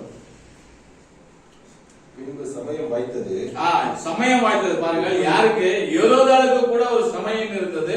அந்த சமயம் வாய்த்தது. அந்த சமயத்துக்காக அவ்வளவு எதிர்பார்த்து கொண்டிருந்தார். அல்லேலூயா. எப்படி தேவ பிள்ளைகள் சமயத்துக்காக எதிர்பார்க்கிறார்களோ, தேவனுக்காக எதிர்பார்க்கிறார்களோ, ஒரு சமயம் வர வேண்டும் என்று சொல்லி, அப்போ சாத்தானு கூட தேவ பிள்ளைகளை துன்பப்படுத்துவதற்கு அவனும் கூட சமயத்தை தேடுகிறவனா இருக்கிறான். சமயம் வந்தது என்று சொல்லி நம்ம இங்க வசனத்தை தொடர்ந்து வாசிக்கலாம். இங்கு சமயம் வாய்த்தது, சமயம் வாய்த்தது ஏரோது ஜென்ம நாளிலே தன்னுடைய பிரபுகளுக்கு ஜனாதிபதிகளுக்கும் பெரிய நாட்டின் பிரதான மனுஷருக்கும் ஒரு விருந்து பண்ணி என்ன போது ஏரோதியாளின் குமாரத்தி சபை நடுவே வந்து மாறி ஏரோதையும் அவனோடு கூட பந்தியில் இருந்த அவர்களையும் சந்தோஷப்படுத்தினார். ராஜா சிறுபெண்ணே நோக்கி, உனக்கு வேண்டியதை என்னிடத்தில் கேட்டு அதை உனக்கு தருவேன் என்று சொன்னதும் அல்லாமல், நீ என்னிடத்தில் எதை கேட்டாலும் அதை நான் என் ராஜ்யத்தில் பாதியானாலும் அதை உனக்கு தருவேன் என்று அவளுக்கு ஆணையும் இட்டான். அப்பொழுது அவள் வெளியே போய் நான் என்ன கேட்க வேண்டும் என்று தன் தாயினிடத்தில் இங்க யோவான் எழுதான ஒரு நபர். இந்த யோவான் அந்த எலியா ஆவி பெற்றவராய் இருக்கிறார். இந்த எலியாவுடைய ஆவி 5 முறை இந்த பூமிக்கு வர வேண்டியமா இருக்கிறது. 5 என்பது தேவனுடைய பார்வையில கிருபையின் எண்ணா இருக்கிறது. அந்த கிருபையின் எண்ணாக தேவன் 5 முறை எலியாவுடைய ஆவி வர வேண்டியமா இருக்கிறது. முதல் எலியா மேல வந்தது, நெக்ஸ்ட் எலிஷா மேல வந்தது, மூன்றாவதாக யோவான் மேல வந்தது, 4வதாக இந்த கடைசி காலத்துல 7ஆம் தூதர் என்று சொல்லப்படுகிறதான வில்லியம் மரியன் பிரணாம் அவர்கள் மீது வந்தது, கடைசியாக 5வது அப்போ உண்மையான எலியா, அந்த யூதர்களுக்காக வரப்போகிற எலியா வெளிப்படுத்தல் விசேஷம் 11ஆம் அதிகாரத்துல வருகிறதான அந்த எலியாவாக இருக்கிறது. 5 முறை என்பது அது கிருபையின் எண்ணா இருக்கிறது. ஆனால் இங்கு வந்திருக்கிறவர் 3வது எலியாவாய் வந்திருக்கிறார். யார்? இந்த யோவான். அவர் ராஜாவுக்கு பயப்படவில்லை. அந்த ஏரோதுடைய அந்த அண்ணனுடைய மணியை வைத்துக் கொண்டிருப்பது அது நல்லமல்ல என்று சொல்லி அந்த பிலிப்பை பார்த்து கண்டிக்கிறார். யார்? இந்த யோவான். கண்டித்த உடனேயே அவள் ஒவ்வொரு நாளும் சமயம் தேடிக்கொண்டிருந்தால், என்னைக்கு இந்த மனுஷனை போட்டலாம், எப்படி என்னைக்கு இந்த மனுஷனை கொன்று போடலாம், இவன் நம்முடைய பிரச்சனை நம்முடைய வழிக்கு தடங்களா இருக்கிறானே. யாரு? இந்த மனுஷன் யோவான் என்னுடைய வழிக்கு தடங்களா இருக்கிறானே, ஆகையால இந்த மனுஷனை கொன்றுபடுவதற்கு நான் சமயம் தேட வேண்டும் என்று சொல்லி அங்க அவள் அநேக நாட்கள் காத்து கொண்டிருந்தாள். ஒரு நாள் அந்த ராஜாவுடைய பிறந்த நாள் வந்தது, ஏரோதுடைய பிறந்த நாள். அந்த மனுஷன் ஒரு விருந்தை ஏற்பாடு பண்ணுகிறான். அந்த விருந்துல அந்த ஏரோதுடைய மகளை அனுப்புகிறாள் அங்கே நடனம் ஆடுவதற்கு. பாருங்கள், அந்த கேமரா டான்ஸ் என்பது, கிளப் என்பது, கூத்தாடி என்பது அந்த நாட்களிலே இருந்தது. இது நோவா நாட்களில் இருந்தது போல மனுஷகுமாருடைய நாட்களிலே இருந்தது. எங்க? நோவா நாட்களிலே இருந்தது. அந்த நோவா நாட்களிலே இருந்தது, சோதோம் கொமோரா நாட்களிலே இருந்தது. ஆனால் இன்றைக்கும் மனுஷகுமாருடைய நாட்களிலேயும் கூட அது இயேசு கிறிஸ்துவின் நாட்களில் இருந்தது. இன்றைக்கு அது பிரபலமாய் தலை விரித்து ஆடிக்கொண்டிருக்கிறது. பெண்களை ஆளவிட்டு ரசிப்பது, அந்த பெண்கள் ஆடும் பொழுது அவர்கள் மீது பணத்தை இப்படியாக எரித்து அவளை சந்தோஷமாக மகிழ்விக்குவது, இப்படிப்பட்ட கூத்தானது இன்றைக்கு உலகத்துல அதிகமாய் நடந்து கொண்டிருக்கிறது. அந்த காரியம் அன்னைக்கு ஏரோதுடைய நாட்களில் நடந்தது. அவள் தன்னுடைய அந்த சரீரத்தை காட்டி அந்த பொது ஜனங்களுக்கு நடுவுல அவர் நடனமாடினாள். அதை ரசித்ததான அந்த ராஜா சொல்லுகிறான் என்னன்னு சொல்லி, நீ ஆடினதான இந்த நாட்டியமானது என்னுடைய உள்ளத்தை கவர்ந்தது, ஆகையால உனக்கு என்ன வேண்டுமோ கேட்டுக்கொள், அது நான் உனக்கு தருகிறேன் என்று சொல்கிறேன். என்னது? என்ன வேண்டுமோ கேட்டுக்கொள், நான் உனக்கு கொடுக்கிறேன். ராஜ்யத்துல பாதி வேண்டுமா, அதை நான் கொடுக்கிறேன் என்று சொல்கிறான். ஒரு டான்ஸுக்காக என்னுடைய நாடு பாதி உனக்கு எழுத கொடுக்கிறேன் என்று சொல்கிறான். எப்படியாப்பட்டதான ஒரு கீழ்த்தனமான எண்ணம், ஒரு கீழ்த்தனமான புத்தி அந்த ராஜாவுக்கு இருந்து பாருங்க. ஆனால் அவள் என்ன செய்கிறாள்? ஓடி தன் தாயிடத்தில் ஓடுகிறாள். அம்மா, நான் என்ன கேட்டுக்கொள்ளட்டும்? நீ என்ன கேட்டுக்கொள்கிறாய் என்று சொன்னால், ஒரு மனுஷனுடைய தலையை கேட்டுக்கொள். எது? ஒரு மனுஷனுடைய தலையை கேட்டுக்கொள். அந்த மனுஷன் ஏதோ வழியில போகிறதான வழிபோக்க அல்ல, அவன் தேவாதி தேவனுடைய ஊழியக்காரனா இருந்தார். தேவனுடைய வாயாயம் வந்து வேலை செய்தார். அவர் தேவனுடைய வழி ஆய்ந்த பண்ணவனையாக கடந்து வந்தார். யார்? இந்த யோவான். அந்த யோவானுடைய தலையை எடுக்கும்படியாக அவர்கள் திட்டம் தீட்டினார்கள். அந்த காரியத்தை நிறைவேற்றியும் விட்டார்கள். ரத்தம் குடிக்கிறதான பூதங்களாக இருந்தார்கள் அந்த தாயும் மகளும். எப்படி அந்த தாய் என்ன சொன்னாலோ அதே வார்த்தை வந்து இங்க ராஜாவிடத்தில் சொல்கிறார், எனக்கு யோவானுடைய தலை வேண்டும் என்று சொல்லி. அது ராஜா தான் ஆணையிட்டுக் கொண்டது நிமித்தமாக அதை தட்டி கழிக்கவே இல்லை, அது மறுக்கவில்லை, அது முற்றிலுமாக நிறைவேற்றப்படுகிறார். அந்த யோவானுடைய தலை எடுக்கப்பட்டு அது தட்டில் வைத்து கொண்டு வந்து சட்ட சபையில் வைக்கிறார்கள். அங்க எல்லாம் அதை ஒரு பொருள் காட்சியாய் பார்த்துக் கொண்டிருக்கிறார்கள். ஒருவனுக்கும் கூட கொலை நடக்கவில்லை, எதையும் துடிக்கவில்லை. ஓ என்னடா ஒரு மனுஷனை ஒரு நாயை அடித்து போட்டது போல, ஒரு கொசுவை அடித்து போட்டது போல இவர்கள் எப்படியாக கொண்டிருக்கிறார்கள் என்று சொல்லி அந்த நபர்களுக்கு யாருக்குமே கவலை இல்லை. அது ரத்தம் சொட்ட சொட்ட அந்த தலையை கொண்டு வந்து அந்த பெண் இடத்துல கொடுக்கிறார்கள். அந்த பெண் எடுத்துக்கொண்டு தன் தாயின் இடத்துல ஓடுகிறார். எப்படியாப்பட்டதான ஒரு அவலட்சணமான ஒரு காரியம், எப்படியாப்பட்டதான ஒரு புத்திஹீனமான ஒரு காரியம். தேவனுடைய வார்த்தை சொன்னதான மனுஷனுக்கு இப்படியாப்பட்டதான ஒரு நேரம் நெருங்கிட்டது. ஆனாலும் கூட அந்த யோவான் பயப்படவே இல்லை.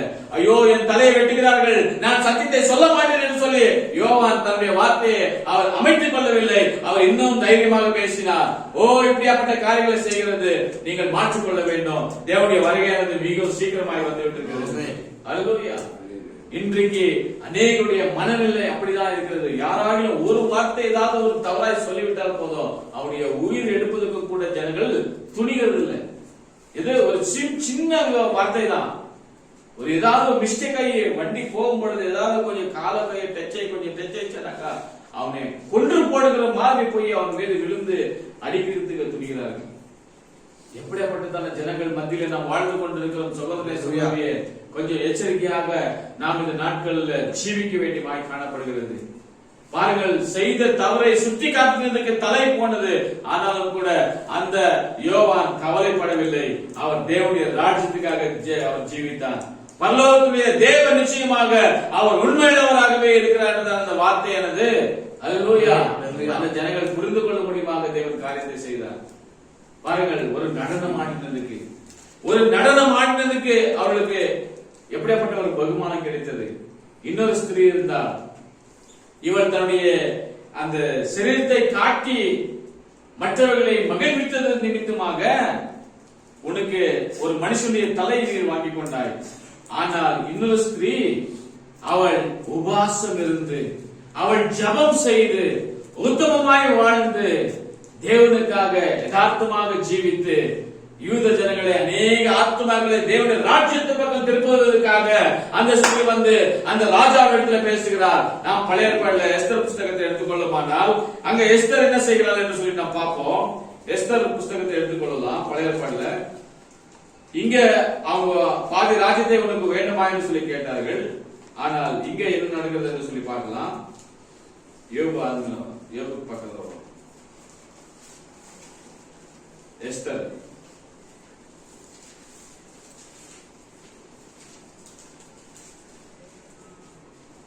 5வது அதிகாரம் 1வது வசனம், பேஜ் நம்பர் 543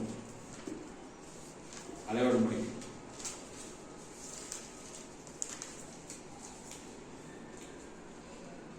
எஸ்தர் புஸ்தகம் 5வது அதிகாரம் 1லிருந்து 4 வசனங்களை வாசிக்கிறோம். அங்க என்ன சொல்றது பார்க்கலாம்.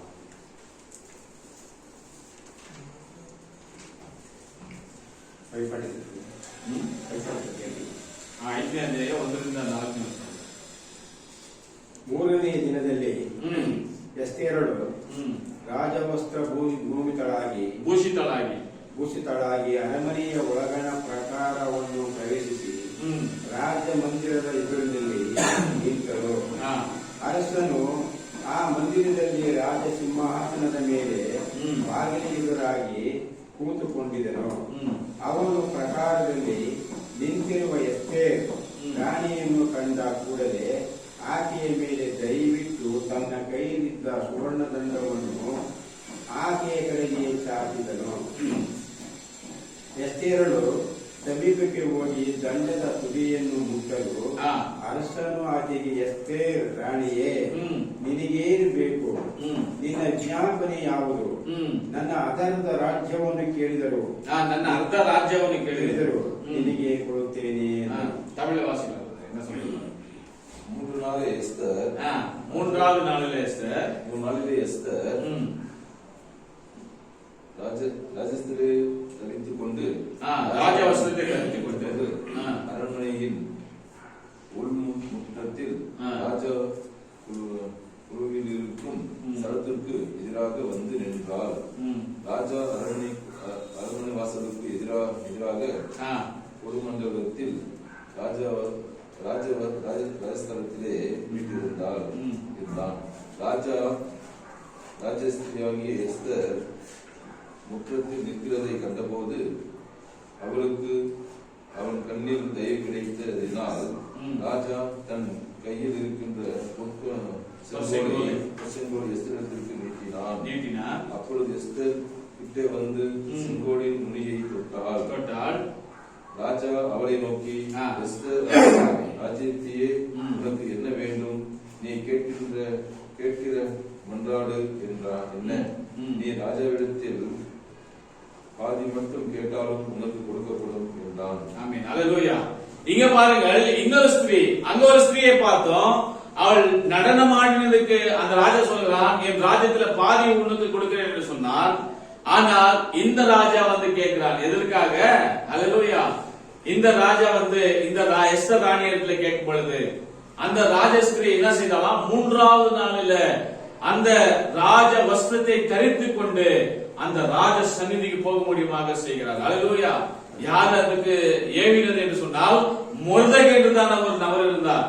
மொர்தெகை என்பவர் அவர் தீர்க்கதரிசிக்கு அடையாளமா இருக்கிறார். ராஜா என்பவர் இயேசு கிறிஸ்துவுக்கு அடையாளமா இருக்கிறார். இந்த எஸ்தரோ மணவாட்டிக்கு அடையாளமா இருக்கிறார். அல்லேலூயா. இந்த மொர்தெகை எஸ்தருக்கு சொல்லுகிறார், நீ மௌனமா இருந்தியானால் நிச்சயமாய் வேறு இடத்திலிருந்து ரட்சிப்பு வரும். ஆகையால எஸ்தர், நீ மௌனமா இருக்காத, நீ போய் ராஜாவிடத்துல பேசு என்று சொல்லுகிறார். ஓ, ராஜாவுடைய உத்தரவு இல்லாமல் நான் அந்த இடத்துல போகவே முடியாது. ஆகையால் நான் எப்படி போக முடியும்? நிச்சயமாக நான் போகிறேன். நான் போகுவதற்கு முன்பதாக நீங்கள் என்ன செய்ய வேண்டும்? உபாசத்தை போட வேண்டும். நீங்கள் அங்க கோணிப்பை கட்டிக்கொண்டு நீங்கள் சாம்பலில் அமர்ந்து என்ன செய்ய வேண்டியமா இருக்கிறது? அந்த தேவனை துதியுங்கள், அந்த தேவனை வேண்டிக் கொள்ளுங்கள். ஒருவேளை நான் ராஜாவிடத்துல போய் அங்க மரணம் அடைந்தாலும் கூட பரவாயில்லை, என் ஜனங்களுக்காக நான் ஜீவனை விடுகிறேன் என்று சொல்கிறார். அல்லேலூயா. ஒரு ஸ்திரீ தேவனுடைய நாமம் தூஷணுக்காக வாழுகிறார். இன்னொரு ஸ்திரீயோ தேவ ஜனங்களை மீட்டெடுப்பதற்காக வாழ்ந்து கொண்டிருக்கிறார். இன்றைக்கு இஸ்ரேல் ஜனங்களுக்காக, யூத ஜனங்களுக்காக முறையிடுகிறதான நிச்சயமாய் அதிகாரம் என்பது மணவாட்டிக்கு கொடுக்கப்பட்டிருக்கிறது. அல்லேலூயா. நமக்கு கிடைத்திருக்கிறதான இந்த செய்திதான் பின்பு 3 வருஷம் ஆன பிறகு அங்க கடந்து போகிறதா இருக்குது. அல்லேலூயா. அந்த 3 வருஷ காலங்கள் இதே செய்திதான் அவர்களுக்கு போதிக்கப்படும். நமக்கோ இரக்கமானது கிடைத்திருக்கிறது. ஆகையால இந்த செய்தி நம்மை தேடி வந்திருக்கிறது. அல்லேலூயா. நாம் தேவனை தேடி போகவில்லை, நாம் செய்தியை தேடி போகவில்லை. ஆனால் தேவன் நம்மை தேடி வந்தார். நம்மை தேடி செய்தியை தேவன் அனுப்பி இருக்கிறார். ஆகையால நாம் பாக்கியவான்களாக இருக்கிறோம். அல்லேலூயா. எஸ்தர் ராஜாத்தி அந்த ராஜ வஸ்திரத்தை தரித்துக் கொண்டார். ராஜ வஸ்திரம் என்பது எது? இந்த காலத்துக்குரிய செய்தியா இருக்கிறது. அல்லேலூயா. இந்த காலத்துக்குரிய செய்தி தான் ராஜ வஸ்திரமா இருக்கிறது. அந்த ராஜா எஸ்தர் என்ன செய்கிறாள்? அது அந்த செங்கோல் இடத்துல கடந்து போகிறார். அந்த செங்கோல் ராஜா நீட்டின உடனே இந்த எஸ்தர் அந்த செங்கோலை தொட்ட உடனேயே அவர் கேட்கிறார், உனக்கு என்ன வேண்டும் எஸ்தர் ராஜாத்தி? அல்லேலூயா. என்னுடைய ராஜ்யத்துல பாதி உனக்கு வேண்டுமா என்று சொல்லி கேட்கிறார். அதுக்காக எஸ்தர் சொல்கிறார், ஐயா, அந்த ராஜ்யம் என்னைக்கு இருந்தாலும் அது எனக்கு தான் வரப்போகிறது. ஆகையால அதை குறித்து நான் கவலைப்பட மாட்டேன். எனக்கு தேவையா இருக்கிறது ஒன்றே ஒன்றுதான், இன்றைக்கு வா, என்னுடைய வீட்டுக்கு நீ விருந்துக்கு வர வேண்டும் என்று சொல்கிறார். அல்லேலூயா. அந்த வார்த்தை கேட்ட உடனே அந்த ராஜா சொல்கிறார், ஓ, நான் வருகிறேன் விருந்துக்கு. அல்லேலூயா.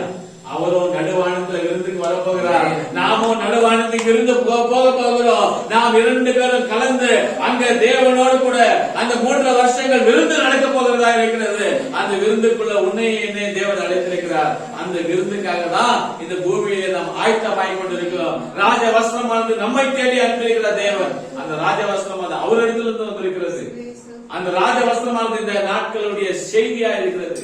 அந்த செய்தியை கேட்கிறதான நாம் இன்றைக்கு என்ன ஆக வேண்டியமா இருக்கிறது? அந்த ராஜ வஸ்திரத்துக்கு தகுந்தபடியாக நம்ம ஜீவிக்க வேண்டியமா இருக்குது. ஐயோ எனக்கு இந்த செய்தி ரொம்ப லூஸ் ஆகுது, ட்ரெஸ் ரொம்ப லூஸ் ஆகுது. இல்ல இல்ல, உனக்கு தேவன் கச்சிதமாக தான் தேவன் தெரிச்சு உனக்கு அனுப்பியிருக்கிறார். ஐயோ உனக்கு ரொம்ப இறுக்கமா இருக்கிறது. இல்ல இல்ல, அந்த உன்னுடைய அந்த செய்திக்கு தகுந்தபடியாக உன்னை மாற்றிக்கொள்ள வேண்டுமா இருக்கிறது. ஓ இது ரொம்ப லூஸா இருக்குது, கொஞ்சம் பேட்ச் போட்டு கொஞ்சம் பெருசா பண்ணி போட்டுக்கலாமா? இல்ல இல்ல இல்ல, அப்படி பண்ணக்கூடாது. செய்தி என்னவா இருக்கிறதோ செய்தி செய்தியாகவே ஏற்றுக்கொள். அல்லேலூயா. அந்த செய்தி உனக்கு சரியாக கச்சிதமாக தேவன் அனுப்பி வைத்திருக்கிறார். அந்த செய்தி வண்ணமாகவே நீ வாழ்ந்தால்தான் அந்த பரலோகத்துக்குள்ள அந்த கல்யாண விருந்துக்குள்ள நீ பிரவேசிக்க முடியும். அந்த கல்யாண விருந்துக்குள்ள நீ போனால்தான் நிச்சயமாக அந்த ராஜாவை நீ முகமுகமாய் பார்க்க முடியும். அந்த ராஜாவை முகமுகமாய் பார்த்தால்தான் அவருடைய கணவான் என்று சொல்லி உன்னுடைய மணவாளன் என்று சொல்லி நீ புரிந்து கொள்ள முடியும். அல்லேலூயா. அந்த தேவனானவர் இன்றைக்கு எவ்வளவு அருமையான காரியங்களை செய்து கொண்டிருக்கிறார். அன்றைக்கு அந்த ஸ்திரீ கேட்டால் என்னுடைய ராஜ்யத்துல பாதி வேண்டுமா என்று கேட்கும் பொழுது அவ்வளவு வேண்டாம்னு சொல்லி ஒரு மனுஷனுடைய தலையை வாங்கினார். ஆனால் இந்த எஸ்தர் ராஜாக்கு இடத்துல உனக்கு ராஜ்யத்துல பாதி வேண்டுமா என்று கேட்டதுக்கு அந்த ராஜ்யம் இன்றைக்கு வேண்டாம்னு சொல்லி இந்த ஸ்திரீயும் வேண்டாம்னு சொல்கிறார். ஆனால் அநேக யூத ஜனங்கள் மறிக்க போகிறார்கள், அவர்களை விடுதலையாக்கி என்று சொன்னார். அல்லேலூயா. எவ்வளவு அருமையான காரியங்கள் பாருங்க. தேவன் பாருங்கள் அந்த காரியங்களை நமக்கு நேர்த்தியாக அழகாக ஒரு நிதர்சனமாக அவர் செய்து வைத்திருக்கிறார். அந்த காரியங்களை புரிந்து கொள்வதற்கு நமக்கு இன்றைக்கு பொறுமை என்பது மிக மிக அவசியமாக இருக்கிறது. அவர் நமக்கு மனவாளனா இருக்கிறார். இந்த செய்தியுடைய கருத்துல இன்னொரு காரியத்தை நம்ம பார்க்கலாம். 82 அந்த செய்தி 82வது வாசிக்கிறது. 82வது பக்கம் 82 83. அன்னைக்கு என்ன சொன்னார் தீர்க்கதரிசி அருமையாக அதை விளக்கிறார். நல்லது நல்லது, லோத்தின் மனைவியும் அதைத்தான் செய்தார் என்று உங்களுக்கு தெரியும். அவள் புறப்பட்டு செல்ல தீர்மானித்து தன் கணவனாகிய லோத்துடனும் தன் பிள்ளைகளுடனும் தன் அன்பார்ந்தவர்களுடனும் புறப்பட்டு சென்றால், ஆனால் அவருடைய இருதயத்தில் புறப்பட்டு செல்ல வேண்டும் என்னும் எண்ணம் இருக்கவில்லை. அப்பொழுது உலகத்தின் அன்பு கூர்ந்தால், உலகத்தின் மீது அன்பு கூர்ந்தால், எனவே நீங்கள் புறப்பட்டு வெளியே வந்தாலும் உலகம் உங்களுக்குள் இருக்க வழி உண்டு. நீங்கள் புறப்பட்டு வந்தாலும் உலகம் என்பது உனக்குள்ள இருக்க வழி உண்டு. புரிகிறதா? ஒருபோதும் ஜெயம் கொள்ளவில்லை. அவர் அந்த பாதையில் இருந்த போதிலும் அவளை முறித்தது. அவர் திரும்பி ஒரு பெரிய பார்வை பார்க்க வேண்டியதா இருந்தது. அவள் மாட்டிக்கொண்டால், திரும்பி பார்க்காதீர்கள், எந்த விருப்பமும் வைத்திராதீர்கள், சென்று கொண்டே இருங்கள். உங்கள் சிந்தையை கல்வாரியின் மேல் வைத்து நோக்கி சென்று கொண்டே இருங்கள். புரிகிறதா? அவள் ஜெயம் கொள்ளுகிறவராக புறப்பட்டாள், ஆனால் அவள் ஜெயம் கொள்ளவில்லை. அவள் ஸ்தாபனத்தை விட்டால், அவள் விட்டு விட்டால், அவள் லோத்தின் சோதோமை விட்டு வெளியே நடந்தால், ஆனால் அவர் திரும்பி சென்று தன் தலைமுடியை கத்தரித்துக் கொள்ள விரும்பினால் நான் என்ன பொருட்படுத்தி கூறுகிறேன், நான் என்னத்தை பொருட்படுத்தி கூறுகிறேன் என்று சொல்லி புரிகிறதா? அவர் திரும்பி செல்ல வேண்டியதா இருந்தது. அவளால் சோதனையில் நிற்க முடியவில்லை. மற்றவர்கள் செய்து கொண்டிருக்கிறார்கள் என்று அவர் திரும்பி பார்த்தால், மொத்தத்தில் எனக்கு சில நல்ல நண்பர்கள் இருக்கிறார்கள் என்று உங்களுக்கு தெரியும். மொத்தத்தில் எப்படியாவது இது ஒரு சிறு அசைவாக இருக்கக்கூடும். அது சரியாக இல்லையா என்று எனக்கு தெரியாது. இந்த மனிதர் கூறுவது மாத்திரம் எனக்கு தெரியும்.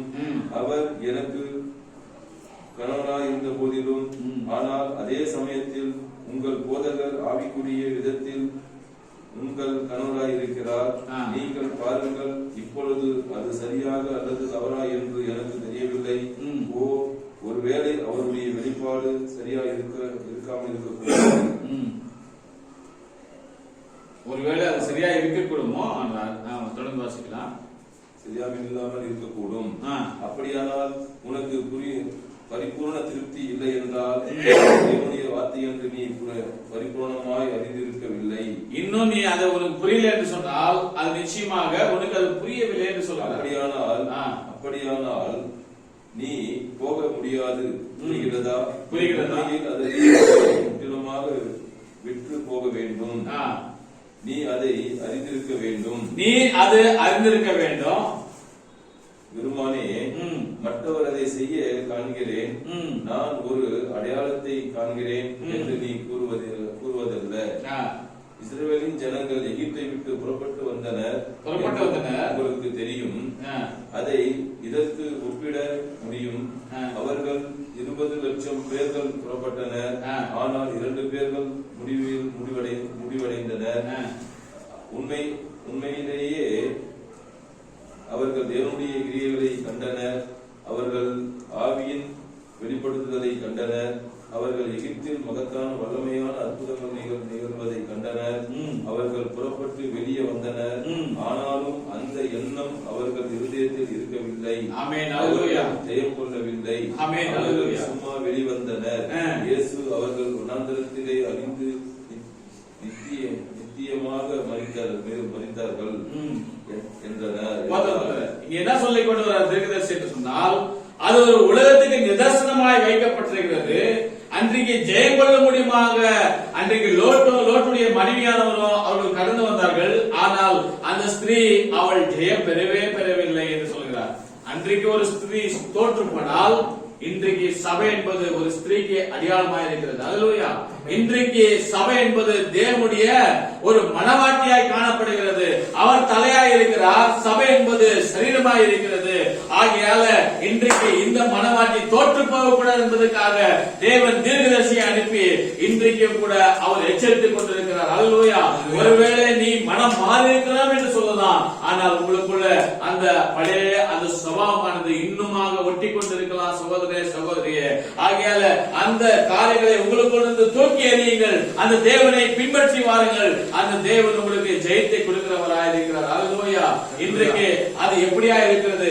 அன்றைக்கு தேவன் என்ன வார்த்தையில அடையாளத்தில் எப்படி காட்டுகிறார்? அன்றைக்கு லோட்டு தேவனுடைய செயலுக்கு ஒரு நிழலாட்டமாய் காட்டினார். சபை என்பது அவருடைய மனைவியா இருக்கிறார். அவிவிசுவாசத்தினால் உப்புத்துவனாய் மாறிவிட்டால் யாரு? லோட்டுடைய மனைவி. அங்க என்ன அந்த காரியம்? அல்லேலூயா. இன்றைக்கும் அது சாட்சியாக அந்த உலகத்துல வைக்கப்பட்டிருக்கிறது. அல்லேலூயா. இன்றைக்கு தேவன் என்ன சொல்லிக் கொண்டிருக்கிறார்? கிறிஸ்து என்ற ஒரே புருஷனுக்கு சபையா இருக்கிறதான மனவாட்டி நியமிக்கப்பட்டிருக்கிறார்.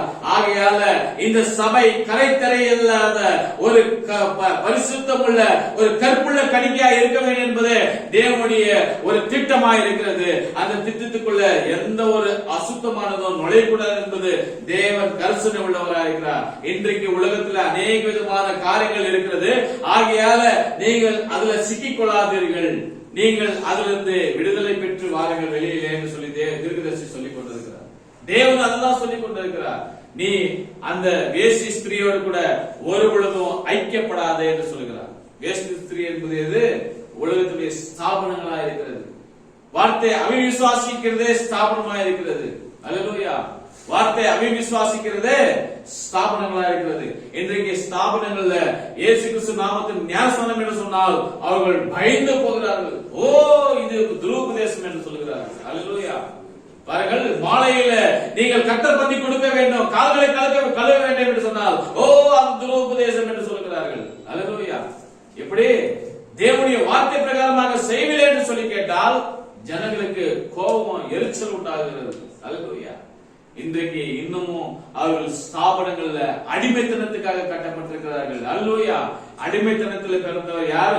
ஆகாருடைய பிள்ளை இஸ்மாயிலா இருக்கிறார். அவர் சுயாதீனத்துக்காக பிறந்ததான பிள்ளை ஈசாக்கா இருக்கிறார். அவர் சாராளுடைய பிள்ளையா இருக்கிறார். அது பரம எருசலேமுடைய அந்த தேவனுடைய ராஜ்யத்துக்கு சம்பந்தப்பட்டவர்களா இருக்கிறார்கள்.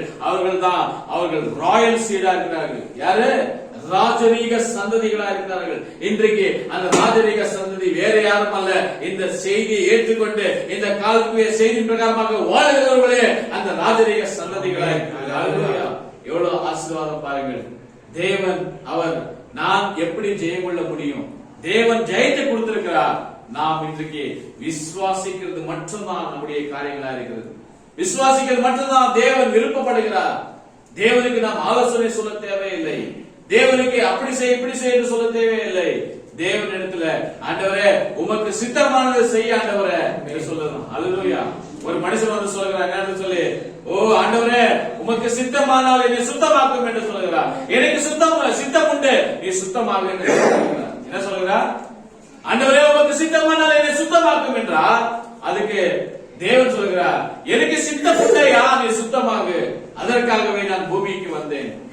வியாதியஸ்தர்களை விடுதலையாக்கவும், கட்டுண்டர்களை விடுதலையாக்கவும், அநேக பாவைகளை அவர்களுடைய பாவங்களை போக்கவும் நான் இந்த உலகத்துக்கு வந்தேன் என்று சொன்னார். அல்லேலூயா. அவருடைய காரியங்களானது இன்றைக்கு நமக்கு ஒரு நிதர்சனங்களாக வைக்கப்பட்டிருக்கிறது. அது நம் கண்கள் காணும்படியாக தேவன் செய்திருக்கிறார். உலகத்தின் ஜனங்களுக்கோ அது மறைக்கப்பட்டிருக்கிறது, நமக்கோ அது திறக்கப்பட்டிருக்கிறது. ஆகையால தேவனை நாம் நிச்சயமாக பின்பற்றுவோம். அவர் தான் வெற்றி கொடுக்கிறவரா இருக்கிறார். அவர் தான் யெகோவா நிசியா இருக்கிறார். அந்த யெகோவா நிசியானவர் இன்றைக்கு நம்மோடு கூட இருந்து நாம் விசுவாசித்தால் தேவ மகிமையை காணலாம். அல்லேலூயா. மார்த்தாள் இடத்துல தேவன் சொன்னார், நீ விசுவாசித்தால் தேவனுடைய மகிமையை காணலாம். தேவன் அந்த மகிமை இன்றைக்கு நமக்கு காட்டியிருக்கிறார். அல்லேலூயா. அதற்காக நாம் தேவனுக்கு நன்றி சொல்லலாம். தேவன் தாம் இந்த செய்தி ஆசீர்வதிக்கணும். நாம் எழுந்து நின்று இந்த நேரத்தில் ஜெபிக்கலாம். அல்லேலூயா. ஸ்தோத்திரிக்கிறோம் தேவனே. அல்லேலூயா. இயேசு கிறிஸ்துவே, மகா பரிசுத்தரே, அன்பின் தேவனே, ஆச்சரியமானவரே, அதிசயமானவரே, உமக்கு நன்றி ராஜா. ஆண்டவரே, இந்த நாளில் நீர் கொடுத்ததான் இந்த செய்திக்காக உமக்கு நன்றி செலுத்துகிறோம். நான் எப்படி ஜெயம் கொள்ள முடியும் என்றுதான் இந்த செய்தி ஆண்டவரே. ஆமாண்டவரே, ஜெயம் பெறுகிறவன் எவனோ அவன் என்னோடு கூட சிங்காசனத்துல அமர கடவான் என்றுதான் அந்த வார்த்தைகளுக்காக உமக்கு நன்றி. பவுலானவர் சொன்னார் ஆண்டவரே, இது முதல் இதோ நான் ஓட்டத்தை ஓடினேன், நல்ல ஓட்டத்தை நிச்சயமாக நான் ஓடினேன். இது முதல் எனக்கு அந்த நீதியின் கிரீடமானது எனக்காக வைக்கப்பட்டிருக்கிறது. எனக்கு மட்டுமல்ல, அவருடைய வருகை விசுவாசிக்கிறதான யாவருக்கும் அது வைக்கப்பட்டிருக்கிறது என்றதான வார்த்தைகளுக்காக நன்றி ஆண்டவரே. ஆண்டவரே, சபைக்கு கிறிஸ்து தான் தலையா இருக்கிறார். அந்த கிறிஸ்துவானவர் தலையா இருக்கும் பொழுது கர்த்தாவே, ஆண்டவரே, சபையானது கர்த்தாவே வார்த்தைப்படியாக நடக்க வேண்டியமா இருக்கிறது. அந்த தலை என்ன சொல்லுகிறதோ அதன் பிரகாரமாக இந்த சபை என்னும் தேகம், ஆண்டவரே, இந்த சபை என்னும் சரீரமானது இது செய்ய வேண்டியமாய் காணப்படுகிறது கர்த்தாவே. ஆமா ஆண்டவரே, இந்த ஆத்மாக்கள் கர்த்தாவே இந்த தேவ ரகசியங்களை புரிய முடியுமாக, இந்த தேவ ஞானத்தை புரிந்து கொள்ள முடியுமாக ஆண்டவரே எங்களுக்கு நீர் உதவி செய்திருக்கிறீர். உமக்கு கொடாகொடி ஸ்தோத்திரம் ஆண்டவரே. ஆண்டவரே, உமக்கு கொடாகொடி ஸ்தோத்திரம் ஐயா. இந்த செய்தி எங்களை கர்த்தாவே ஆசீர்வாதத்துக்குள் நடத்தி கொண்டிருக்கிறது. ஆண்டவரே, நாங்கள் கர்த்தாவே சிறு கூட்டமா இருந்தாலும் ஆண்டவரே நாங்கள் திசை கட்டு போவதில்லை ஆண்டவரே. ஆண்டவரே, சிறு கூட்டமா இருந்தாலும் ஆண்டவரே உங்களுடைய வார்த்தை விட்டு எங்களுக்கு கர்த்தாவே எங்களை விட்டு எடுக்காதிரும் ஆண்டவரே. ஆண்டவரே, அன்றைக்கு பேதுரு சொன்னார் ஆண்டவரே, ஓ ஜீவனுள்ள வார்த்தைகள் உம்மிடத்துல உண்டு, நாங்கள் யார் இடத்துல போவோம் ஆண்டவரே என்று சொல்லி கேட்டார். இன்றைக்கு நாங்களும் கூட அதே வார்த்தை தான் சொல்லுகிறோம் ஆண்டவரே. ஆண்டவரே, எங்களுக்கு நித்திய ஜீவ வார்த்தைகள் ஆண்டவரே இந்த செய்திக்குள்ள இருக்கிறது. இந்த செய்தியை விட்டு நாங்கள் வேற எங்க போக முடியும் ஆண்டவரே? இது ஆண்டவரே நாங்கள் உண்மையே பின்பற்றி வருகிறோம் ஐயா. ஆண்டவரே, அந்த கல்வாரியே நோக்கி நாங்கள் வருகிறோம் ஆண்டவரே. உமக்கு கொடாகொடி ஸ்தோத்திரம் ஐயா. இது சிறு கூட்டத்தின் மீது உங்களுடைய கரம் இருக்கட்டும் ஆண்டவரே. ஆண்டவரே, இந்த சிறு கூட்டத்தில் இருக்கிறதான ஒவ்வொரு சகோதர சகோதரிகளையும் ஆசீர்வதிக்கும் ஆண்டவரே. ஆண்டவரே, தடைப்பட்டவர்களை கர்த்தாவே அடுத்த வார்த்தையில வரும்படியாக செய்யும் ஆண்டவரே. ஆண்டவரே, வார்த்தை கேட்கிறார்கள் ஆண்டவரே. அந்த வார்த்தையானது அவர்களுக்குள்ள கர்த்தாவே அது ஜீவன் இல்லாத சாரமற்று போய் விடுகிறது கர்த்தாவே. ஆனால் கர்த்தாவே, வார்த்தை என்றைக்குமே ஜீவன் உள்ளதா இருக்கிறது. ஆனால் கர்த்தாவே, ஜனங்கள் தான் அதை விசுவாசிக்காமல் அதை விட்டு விடுகிறார்கள் ஆண்டவரே. ஆண்டவரே. இன்றைக்கு கேட்டதான செய்தி ஒவ்வொருடைய கர்த்தாவே இருதயங்களில் கர்த்தாவை பாய்த்து ஆண்டவரே, அவர்கள் தலைகளுக்கு மேல போக கூடாது ஐயா. அப்படிப்பட்ட காரியங்களை நீர் செய்யும்படிமா வேண்டிக் கொள்கிறேன். வந்த வார்த்தை கேட்ட ஒவ்வொருத்தரையும் ஆண்டவரே பேர் பேராக ஆசீர்வதியும் ஆண்டவரே. கர்த்தராகிய இயேசு கிறிஸ்துவின் நாமத்தில் அவர்களை ஆசீர்வதியும் ஐயா. அவர்கள் குடும்பங்களை ஆசீர்வதியும் ஆண்டவரே. அவருடைய தேவைகளை கர்த்தாவே நீர் சந்தியும் ஐயா. அவர்கள் போகையிலும் வருகையிலும் ஆண்டவரே அவருடைய தூதர்கள் அவர்களை பாதுகாத்துக் கொள்ளட்டும் ஆண்டவரே. ஆசீர்வதியும் ஆண்டவரே. எல்லாவற்றையும் பயன்படுத்திக் கொள்ளும். துதியும் கனமும் மகிமையும் எல்லாம் ஒருவருக்கே செலுத்துகிறோம். எங்கள் ரட்சகரும் மீட்பருமா இருக்கிற இயேசு கிறிஸ்துவின் வல்லமுள்ள நாமத்தில் ஜெபித்திருக்கிறோம். ஆமென். ஓ தேவனுக்கு மகிமை, தூக்கி எடுத்தார் என்னை, தூக்கி எடுத்தார் இயேசு. தாம் கரத்தை நீட்டி ரட்சித்தாரே. ஓ தேவனுக்கு மகிமை. இயேசுவை நேசிக்கிறேன், நான் இயேசுவை நேசிக்கிறேன். அக்கரையில் நான் இன்றும் அவரை என்றென்றும் வாழ்த்துவேன். ஹல்லேலூயா, ஹல்லேலூயா, ஹல்லேலூயா. இயேசு கிறிஸ்து தாமே உங்களை ஆசீர்வதிக்கட்டும். ஆமென்.